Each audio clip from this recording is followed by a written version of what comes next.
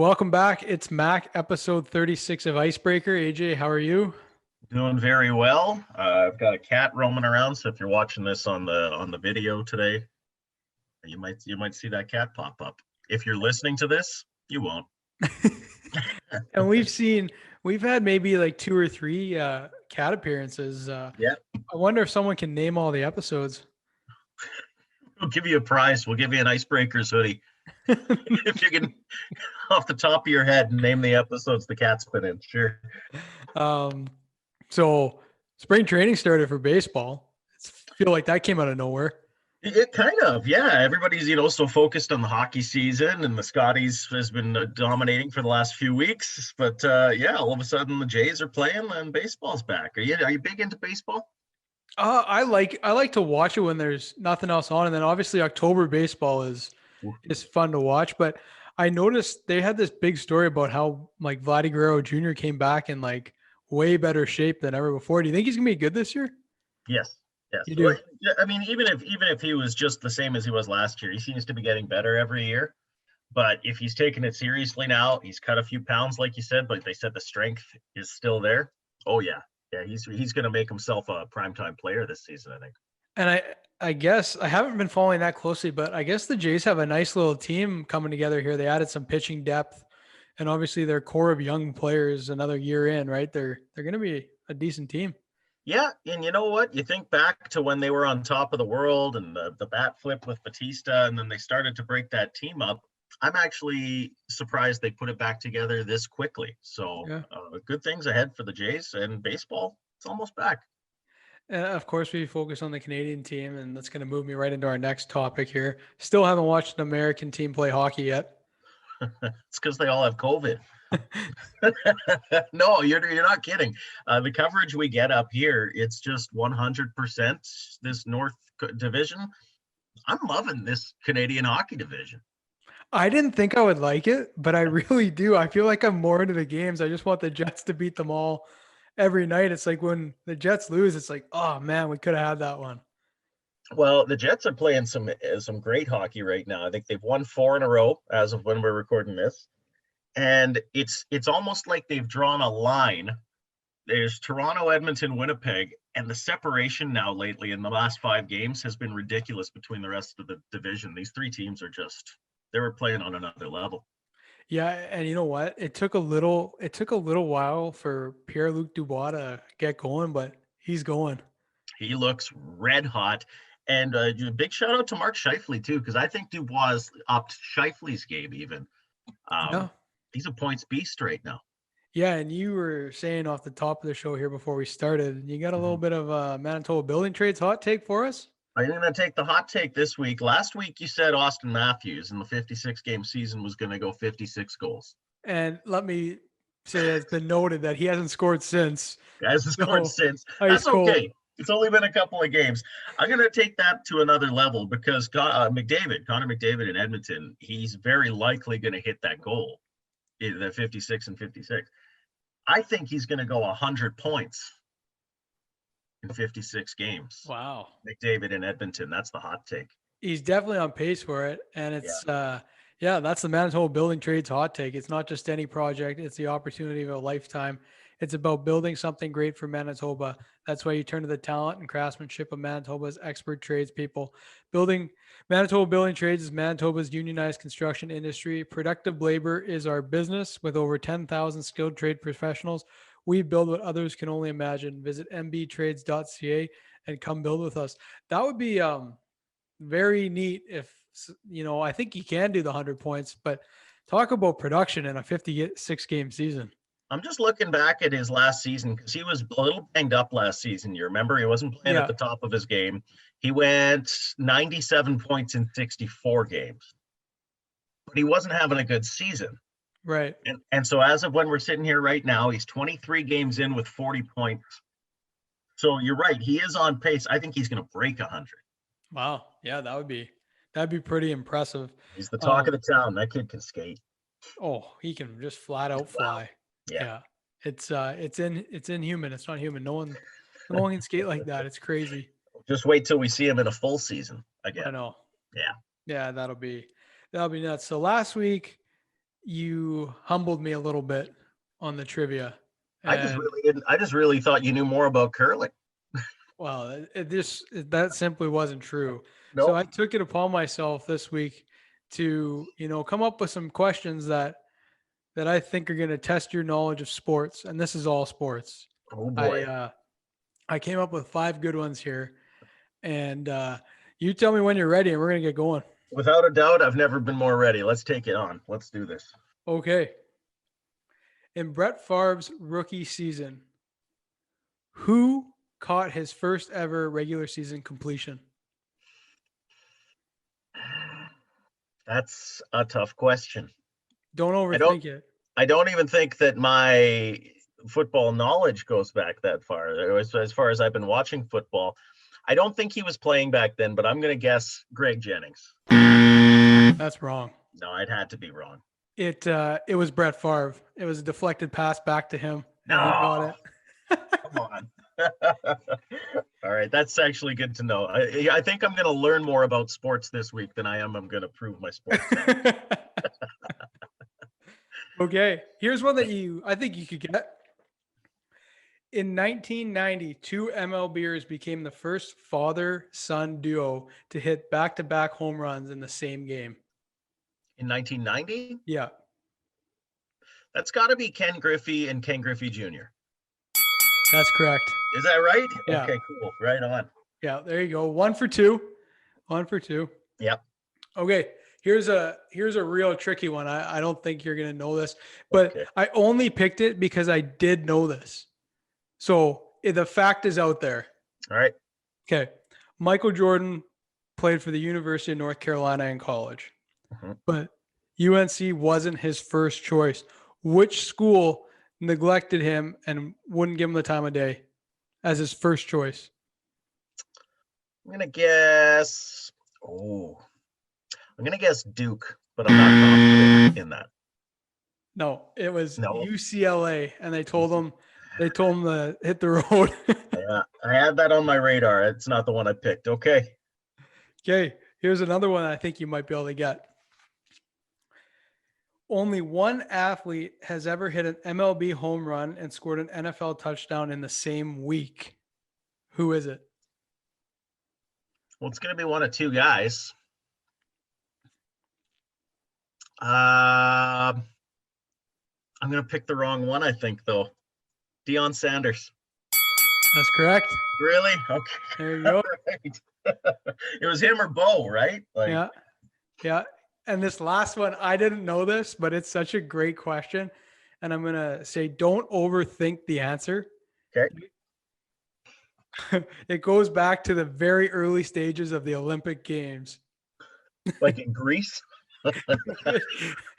Which drug did the first ever Olympic athlete who failed a drug test positive for? And I'm going to go like this. If you're looking at me, I'm going to do the old quotations around drug. Yeah. That's where my mind was going. I've got one of 2 answers here. I wonder if it was alcohol. Okay. I'm going to need to be more specific. Oh, okay. Then in that case, wine. Wine is my guess. Red. That's wrong.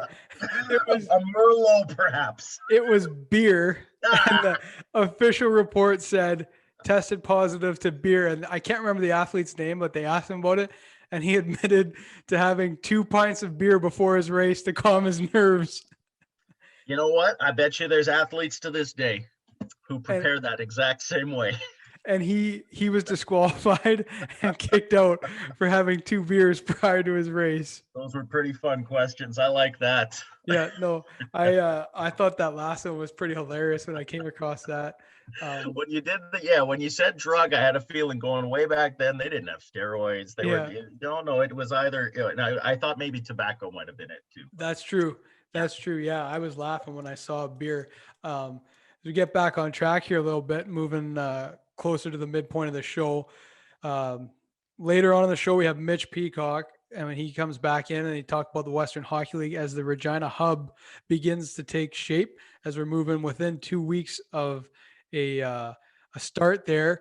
And then also we have coming up next, Sportsnet's NHL, Sam Cosentino, who reports on junior age prospects who are going to be drafted in the NHL. So I have a great conversation with him coming up next. And he talks about the prospects in the East Division, including Winnipeg Ice's own Carson Lambos. Joined by Sportsnet's junior hockey analyst, Sam Cosentino. Thanks for joining the show.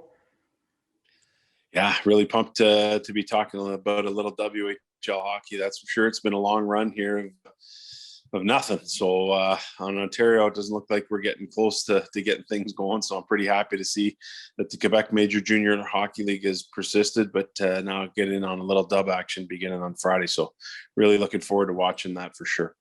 And it seemed, I know I've talked to people about this, but it seemed week after week after week for about 3 weeks, a new division in the WHL got the go ahead to play. And it was just us in the East Division have been the last of the three, obviously still one more to go, but it was like, when's our turn? Yeah, well, it was pretty funny because one of my colleagues there, Jeff Merrick, had tweeted out that the Saskatchewan government had given, the approval to play. And I think that might have been done somewhat prematurely. So, they had to get back to the drawing board there for a couple of days before they made things official. But, I give Ron Robinson a lot of credit. He's been doing his work sort of, under the radar and not trying to push the envelope, making sure that health and safety are the most important things here. And, I have to give a lot of credit to all the member clubs too, who have been working hard to not only make adjustments in terms of, housing billets, having no fans, but being able to kind of get protocols in place that the players can quarantine, can live safely, can practice in cohorts until everyone's able to come together. So there's been a lot of work done to get this going. But man, oh man, to do it under the radar is it's a difficult thing sometimes with the immediate kind of nature of social media and that sort of thing. So other than Merrick's little tweet there, things kind of went pretty smooth for the WHL and at least returning 3 divisions back to play. Absolutely. We're going to get into that in just a second. I wanted to start off by asking, how did you get into doing what you do? Yeah, it goes back a long ways, really. Like I always wanted to be in broadcasting. When I was, 6 or 7 years old, my grandfather owned horses. So we used to go to the racetrack sometimes on Sundays before our big Italian Sunday family dinners. And, I'd steal the program at the end of the day and kind of run in the basement and just pretend like I was calling horse races.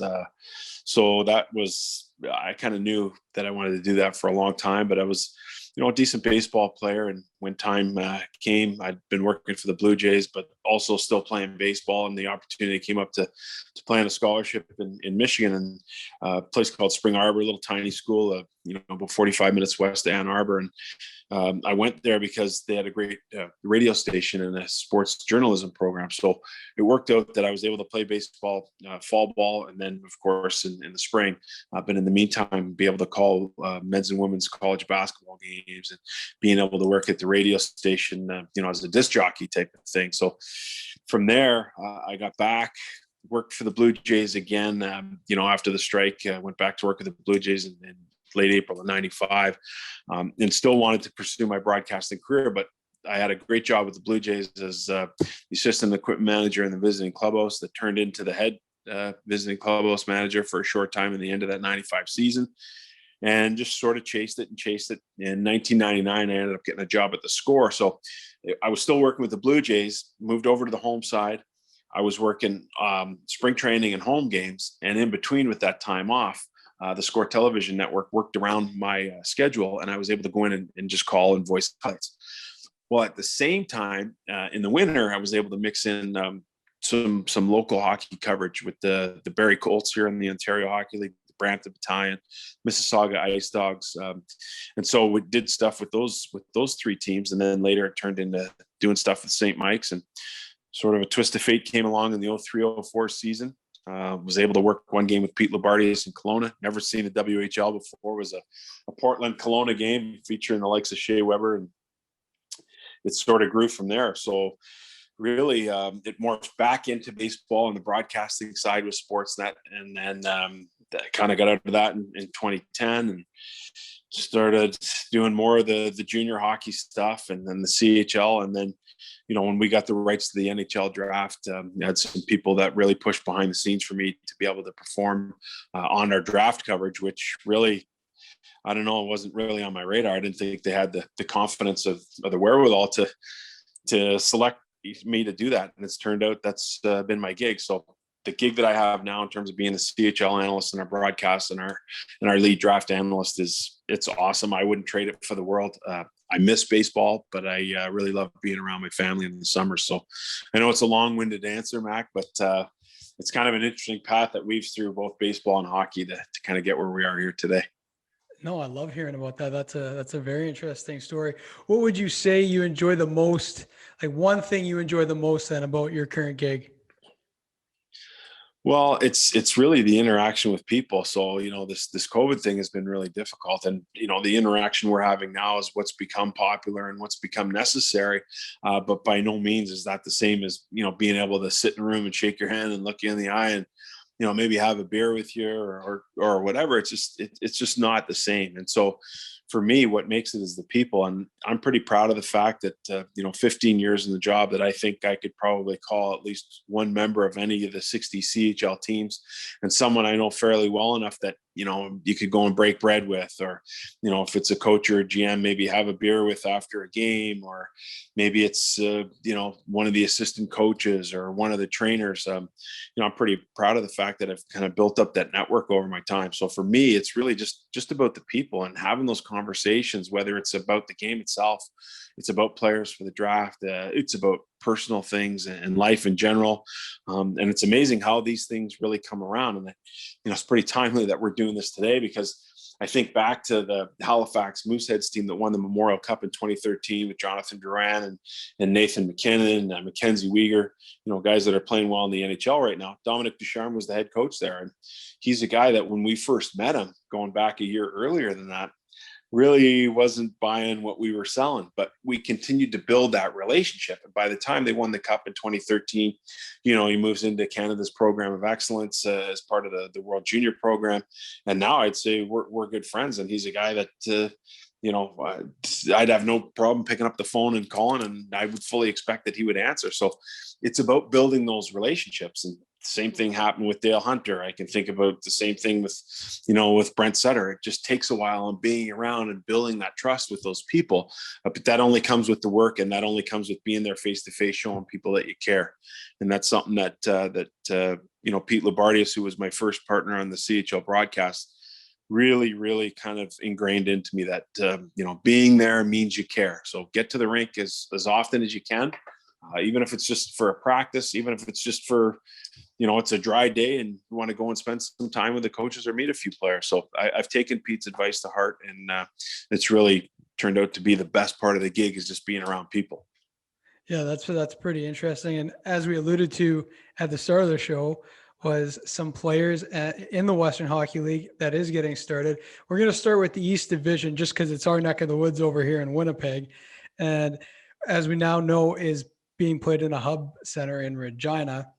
But there's a couple first round graded players at NHL Central Scouting within the division. I guess we'll start with our very own Winnipeg's own Carson Lambos. Yeah, really, really, really good player. I mean, as a 16-year-old, getting the opportunity to be able to play a ton of minutes, to be able to play in all situations, to be able to defend against some of the league's best players, and then being able to be mentored by a guy like Dawson Bartow, who's a true pro, and being able to play with him, I think was supremely important to the development of Carson last year. And then, obviously in a draft year, you're looking to play games and to further that development after the off season. And of course, nothing is normal. So, he takes it upon himself to try and find a place to play, ends up going over to Finland. And I think that experience is going to be really key. And I think it's going to give him a huge understanding of what it's like for the Tepleys of the world to come across and to be able to be over here as kind of lone rangers, as two imports per team, and what that experience is like. A lot of times I think in North America, we take that for granted. Oh yeah, he was a really good player. We watch him at the 17s, we watch him at the 18s. Sure, he's just going to come on over here because he's got a dream to play in the NHL like every other kid. Oh yeah, but the rink's different, the food's different, the people are different. There's no family around. The hockey is a little bit different. And so we take that for granted with our European players. And I think Carson will come back from that experience, having done that and being that guy over there, and really, really have a greater appreciation for what he has here in North America, for what he has here in the program in Winnipeg and what it's done for him. And I think there'll be a lot of smiles on the faces of the Winnipeg Ice when he's back and landed safely in quarantine and ready to rock and roll, expecting huge things from him for sure.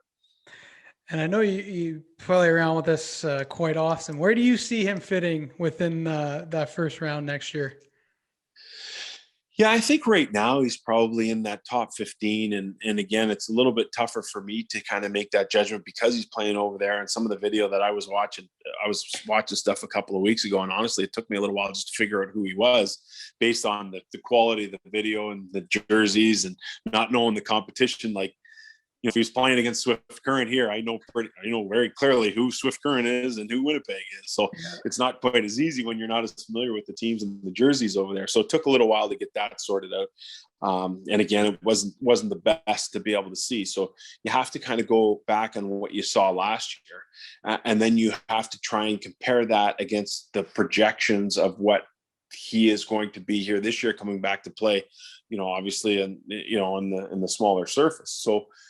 As also a big part of that evaluation is not so much just what Carson is doing, but what those who are in this draft class have been doing. So you look at the guys in the U.S. under-18 program, the USHL, the University of Michigan, where there's expected 3 first-rounders there, including someone who I think is going to be in the conversation with Carson, Owen Power in Michigan. And you think about those guys and having the opportunity to play fairly regularly. So now you're going up, Carson's got to be compared against those players as well. So when I look at the grand scheme of things, though, I assess his game as a great two-way player, a guy who's got decent size, doesn't mind, giving a little bit of the old school in terms of the physicality, but a guy who can, probably play in the NHL level, maybe as a second power play guy, but really that all-around defenseman where there's no gaping holes in his game. And there's a couple of things that really jump out at you. So I love what he brings to the table. I love some of the intangibles, the leadership qualities that I think we'll see here down the road will really start to emerge. And the fact that when you're a 16-year-old and you get heaped with responsibility from a coach who's been around it quite a bit throughout his career, I think that speaks volumes about the player. Absolutely. And we talk about the play, but you can't underestimate, how good of a person that these guys are away from the rink as well. And as we move on here a little bit, another great player within the East Division that fans will be able to see on the Moose Jaw Warriors and Ryder Korzak. Yeah, pretty interesting guy. He's had some opportunity to be able to play some big minutes last year with Moose Jaw kind of getting back to that bottom of the cycle and moving up again. So when you look at the point totals, not so bad. When you look at the plus minus, not so good. So that sometimes can be, the result of what happens when you play on a team that's going through that rebuild and when you're a guy who gets a lot of minutes. But it was interesting in going back and thinking about the times that I'd watched him play and then furthering that and watching some video here over the last couple of weeks. It's kind of interesting. I think one assessment I'd make of him is he really responds well and reacts well to the play. So, so often we talk about guys that go into the draft and how they have that ability to anticipate the play. And so not that I think that that's a missing part to his game, but when I look at broken plays, and those are things that happen when you're playing on teams that are younger and going through a rebuild, when I look at the ability to react to a rebound or a tip situation, or it just seems to be that he's around the puck a lot. And there's reason for that. Part of it is the anticipation to go to the right areas on the ice. But the other part of that is once you're in position, you still have to be able to react and do something with it. So whether it's a quick release, it's a quick look, already knowing what that play is before it actually happens and assessing your options quickly. So I like that part about him, that he's around a lot. I got to know his brother Caden pretty good and have watched him and how he's progressed through his career. So they're different players. Obviously, one's a defense and the other's a forward. But when it comes to Ryder, I have big expectations for him, maybe toning back the game and maturing his game in terms of being able to not be that minus 40 guy on a team that's getting older, where he has more responsibility, not just to go out and put up points, but to be able to defend and do those sorts of things. So again, a player's got really good energy, looks like he in the game. I'll take it, not knowing him personally, but knowing his brother personally, that he comes from a good family and has a nice path laid out in front of him in terms of what the hurdles are going to be like. It's nice to have that guidance from your brother.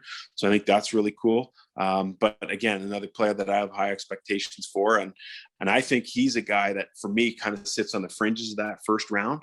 And he's going to have to really take advantage of the shortened schedule here. Yeah, for sure. And lots of good players recently, and always, if we look back, have come out of the Western Hockey League, and sometimes they're not always graded as first round talents. And I think we see a lot of that, within the East Division, but the Western Hockey League in general. Yeah, no question. I think it's nice to be able to have that. I mean, it's funny because, I was talking to the general manager, Matt Cockle, just, maybe a week or 10 days ago. And one thing that, I kind of felt for him. I mean, this thing has been in the works for a long time. When you think about the origins of Kootenay and some of the trades that were made there, knowing that, at some point there was going to be a move to Winnipeg with Winnipeg-based owners, and thinking about, the new building, if and when it finally comes to fruition, and thinking about putting those building blocks in place. The Connor McLennans of the world, when he was back in Kootenay and playing so well in the under-17s, the Matt Savoys, the Carson Lamboses of the world. You think about Peyton Krebs as one of those guys, as the foundational guys. And so, you think about that East Division and where Winnipeg was last year in a battle with Brandon for the 2-3 spots, in the division, and probably thinking that big things were going to be lying ahead here. Almost as planned. And then, of course, the pandemic hits, the season shuts down in March, and we're still awaiting that restart. But, it is pretty interesting. I go back and I look at Regina when we were there for the 100th Memorial Cup, and think about John Paddock and Dave Struch and all the work they did, and probably had a slightly better team the year before, in 17, when they lost it to Seattle in what was an unbelievable series, and then come back and have to make a few tweaks and changes, and still a really good team in 18. They make it to the cup final. And, so they're now sort of getting back in the cycle. Swift Current, same sort of thing, in 2018, with that battle with Regina and Swift Current, in 2018 was pretty legendary. And, I think about where Brandon is. They're always a good team. They're seeming to be a perennial playoff team and a perennial contender. We'll see if at all that changes now with new ownership there, and Dave Lowry having moved on. But I think Donnie's going to do a great job over there, and they've got some good foundational pieces. So it's interesting. The division is, when you look at it, it's good, man. I mean, Regina's not going away. Swift Current is going to take some time here to get back on track. I really love what Moose Jaw did. Alan Miller's really left this team in a really good place there. Obviously I like what Winnipeg has with all the talent that the Ice have put together. So it's a difficult division. There's going to be no easy night, that's for sure. Yeah, and it's funny you bring up the ebbs and flows in junior hockey. It's part of the game. It's a fun part of the game if you're looking in from the outside. As we move into the rest of the Western Hockey League, maybe a couple players that fans should keep an eye out for this season watching virtually. Yeah, for sure. You know what? I'd be remiss if I didn't mention Prince Albert, and the job that Curtis Hunt has done there is really unbelievable. I mean, I think about being in that building for the finals, a couple of years ago, and just how electric it was there. Like that was awesome. Actually, it was in the round against Saskatoon. We were there for a couple of games, and they obviously don't like each other very much. So the Blades is another team that I forgot to mention, and I think they took a lot of criticism for some of the moves they made with their personnel. But Mitch Love is an unbelievable coach. And, I think about the job they've done there with Colin Priestner, and I know he's taken some heat, but man, I have to give him credit for what they've been able to do over there. So getting back to now the rest of the Western Hockey League, I didn't want to be remiss in not mentioning those teams who've also done a very good job. But thinking about the Edmonton Oil Kings, I mean, you look at a couple of top-rated prospects there. Dylan Gunther, tied for the rookie lead. I think with Tepley and maybe Logan Stankoven of Kamloops with 29 goals last year, which is pretty impressive for a rookie. But guy who's light in the skates, really moves well. He's got a little bit of cock to his walk. So we're really going to be looking forward to watching him play. And I spoke to Sebastian Costa last night, actually, the goaltender for the Oil Kings. We're doing a program with the Hockey Gives Blood group, and he's one of the ambassadors. So he's another guy who's got a he's got a little bit of a chip on his shoulder, but at 6'6" and 21 wins last year and going through the adversity of beating out a couple of older guys, only to be watching another older guy in Beckwarm being acquired to provide him more adversity last year. So it'll be fun to watch it and see how he's progressed as well. So I look at those two guys. I mean, unfortunately, we're not going to get a chance to watch Cole Sillinger, with his move. But I think at some point he'll be back here with Medicine Hat. And then I'm always fascinated by what happens in the U.S. division. I don't think it ever really gets enough play by how competitive it is. New ownership in Portland, but still, you got the kingpin there and Mike Johnson, and he does such a great job in recruiting, and they're going to be good again, no question about it. The Spokane Chiefs are kind of like Brandon of the West. They're always in the mix, and then they sneak up and bite you once in a while. You think about that 2008 Memorial Cup win and some of the great players that have come out of that program over the years. And then BC, really tough to make any commentary on what's going to happen there. But man, I think they're a lot like the Ontario Hockey League right now, and BC is just no kind of start date.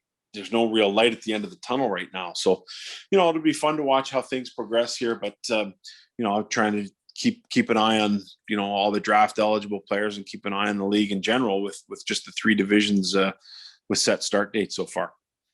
Well, listen, Sam, it was a pleasure having you on the show, and look forward to chatting with you soon. Yeah, no problem. Thanks for having me, Mack. Sorry if I get a little long-winded, but man, I'm sick of being in the house and I'm sick of not getting to the rink. So I'm fired up when we're talking about hockey, that's for sure. So I apologize to you and the listeners or viewers if we're doing this Zoom thing if I was a little long-winded, but I'm pretty fired up. Nothing wrong with being long-winded. That's what we live for. Thanks again to Sam. Always a pleasure getting some insight into the upcoming prospects who are looking to make the jump into the National Hockey League. That's always exciting for them. It's exciting to see players go to the next level.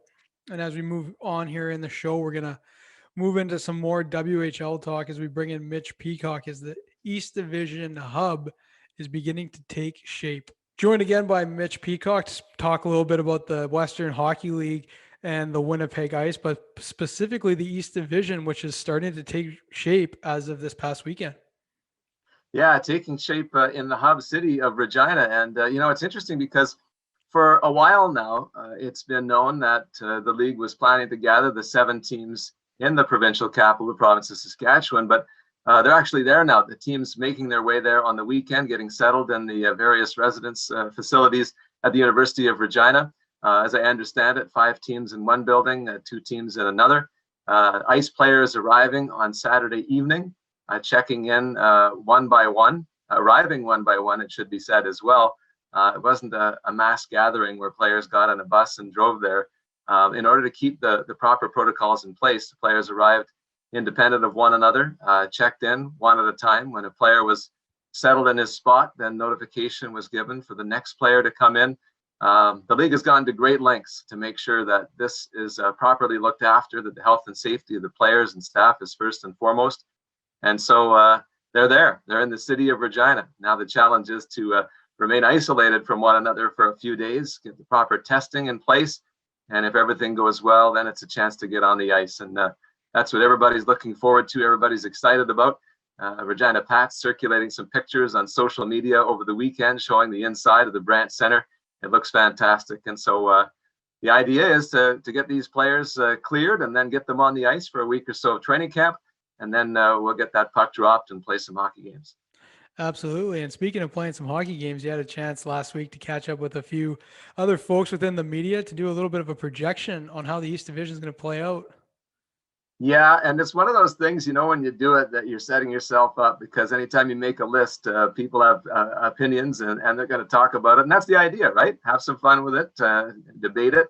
Hopefully the management and staff and the players on the various teams are able to take it the right way and it doesn't end up on a bulletin board somewhere. But the idea was just to connect with some of my contacts in each of the markets around the East Division, get a sense of, what are we looking at here? It's been a year since these teams have played. So how are things going to go? And every year junior teams lose players to graduation. And so the team takes a different shape. Younger players move up and take on bigger roles.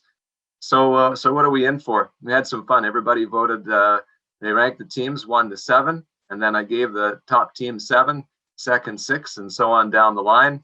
Added up all the numbers, and the Prince Albert Raiders, defending league champs, and first place last year, ended up at the top of the poll, just ahead of the Winnipeg Ice and the Brandon Wheat Kings, who tied for that next spot. Saskatoon in 4th, and if you're saying this sounds familiar, it's because it's just like last year.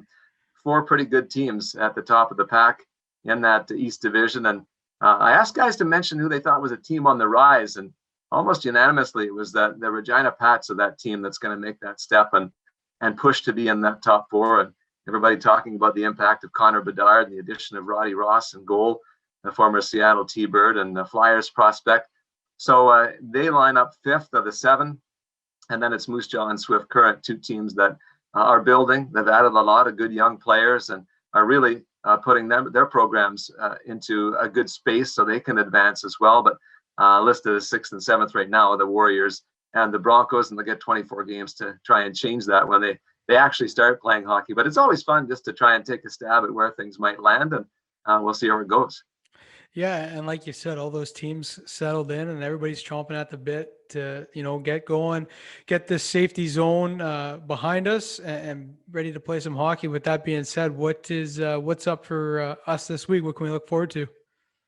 Well, it's interesting because this is a totally new territory for everybody involved, and I think that what we want to do is we want to take Ice fans inside a little bit, give them a sense of what's going on for these teams as they get ready to play these games in the Hub Center. So we're going to catch up with some of the Ice staff. We hope to talk with Mel Davidson, who's a consultant who everybody knows from the world of hockey with 5 Olympic medals to her credit. She's been a big part of the planning for this, helping the team with some of its preparations, particularly in terms of leadership and some of the mindset stuff. So we hope to catch up with Mel and see how she's set the table a little bit for the group.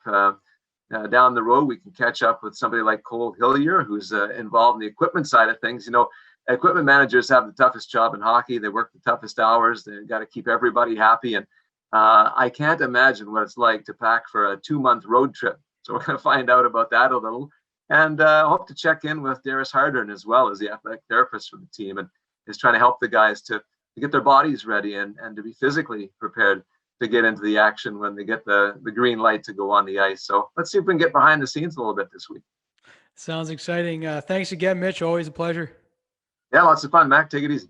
Well, that'll just about do it for episode 36 of Icebreaker. Make sure to check us out on social media at Icebreaker Show with 2 W's, online at icebreakershow.ca. Make sure to pass it on if you enjoy the show. As always, we appreciate you listening, and we hope you have a great week, and we will talk to you next week.